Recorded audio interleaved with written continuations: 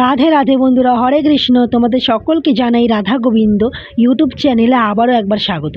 আশা করি তোমরা সকলেই রাধা গোবিন্দের কৃপায় অনেক অনেক ভালো আছো। বন্ধুরা, আজকে যে ভিডিওটি বানাবো তোমরা হয়তো থাম্বনেল দেখে সবাই বুঝে গেছো আজকে কিসের ভিডিও হতে চলেছে। আজকে হতে চলেছে অক্ষয় তৃতীয়ার ভিডিও। তো আর কদিন পরে অক্ষয় তৃতীয়া। তো অক্ষয় তৃতীয়ার দিন তোমরা কিভাবে গোপাল ও রাধা কৃষ্ণের পূজা করবে, এখানে আমি তোমাদের সকলকে খুব সুন্দর করে বুঝিয়ে এবং শিখিয়ে দেবো।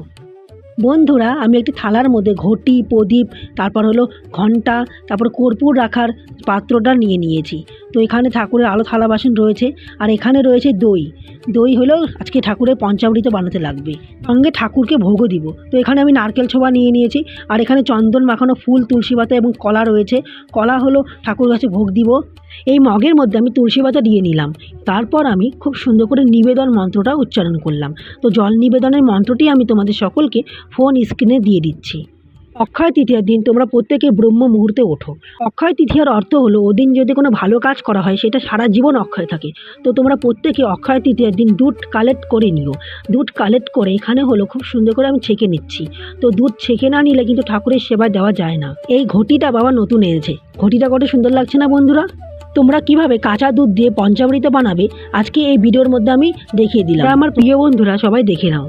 मोरे खाना सबसे अलग है, कैसी तेरी एक झलक है, सुख चैन मेरा सब तेरे ही संग है, रंग तेरा चढ़ता ही जाए, तेरे सिवा मुझे कुछ ना भाए, धुन मुरली की मेरा दिल ले जाए, तेरी भक्ति में गाना हुआ मैं तो दीवाना, मथुरा मुझको जल्दी बुलाना। পঞ্চামৃত বানানো হয়ে গেছে। এবার আমি আমাদের গোপাল সোনাকে স্নান করাবো। তোমাদের বাড়িতে যদি গোপাল ঠাকুর কিংবা লক্ষ্মী নারায়ণ যে কোনো ঠাকুরের বিগ্রহ থাকে তাহলে তোমরা পঞ্চামৃত দিয়ে স্নান করিও। নারায়ণ ঠাকুরের যতগুলো অবতার রয়েছে সব ঠাকুরকেই জলশঙ্খ দিয়ে স্নান করাতে হয়, তাই আমি জলশঙ্খটা ইউজ করছি। তো তোমাদের যে কোনো ঠাকুরকে স্নান করানোর আগে একবার দেখে নিও জলশঙ্খ না ঘটি দিয়ে স্নান করাবে।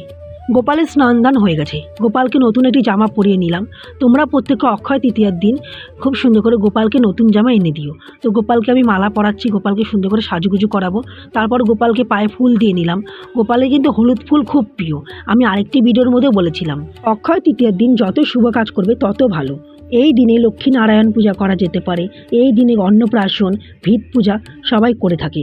গঙ্গা স্নান, পিতৃপুরুষের উদ্দেশ্যে তর্পণও করা যেতে পারে। গৃহপ্রবেশ করানো যেতে পারে। তাই যারা বুদ্ধিমান ভক্ত তারা কি করে জানো বন্ধুরা? যারা বুদ্ধিমান ভক্ত তারা ওদিন 16 মালা জপ করে, হরিনাম করে। ওদিন তোমরা কেউ ভুলভাল কাজ করো না। বন্ধুরা, এই বছরে অক্ষয় তৃতীয়া পড়েছে, তোমরা সকলে ফোন স্ক্রিনে দেখে নাও। দেখতে অসুবিধা হলে ভিডিওটি পজ করে নাও। এদিন অক্ষয় তৃতীয়া তোমরা প্রত্যেকে ওদিন ঠাকুরকে হলো কি ভোগ দিতে পারো, রান্না করা ভোগও দিতে পারো, ফল, মিষ্টি, বাতাসা যে যেমন পারো ওই সামর্থ্য অনুযায়ী ভগবানকে ভোগ দিও। পূজাটা যেহেতু দেখাতে হলো আমি দিয়েছিলাম দই এবং কলা। সবশেষে ভগবানকে খুব সুন্দর করে মনের মতো করে আরতি করো।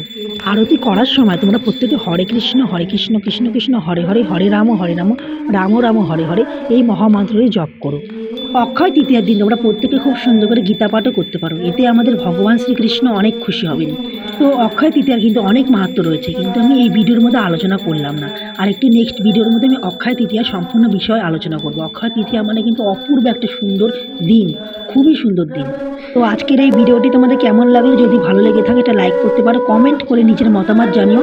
এরকমই ঠাকুর বিষয়ক শুভ দিন ও শুভ তিথি জানতে সাবস্ক্রাইব করে রেখো, তার সঙ্গে বেল আইকন বাজিয়ে দিও। আজকের মতো এই পর্যন্ত, দেখা হচ্ছে কোনো নেক্সট ভিডিওতে। রাধে রাধে।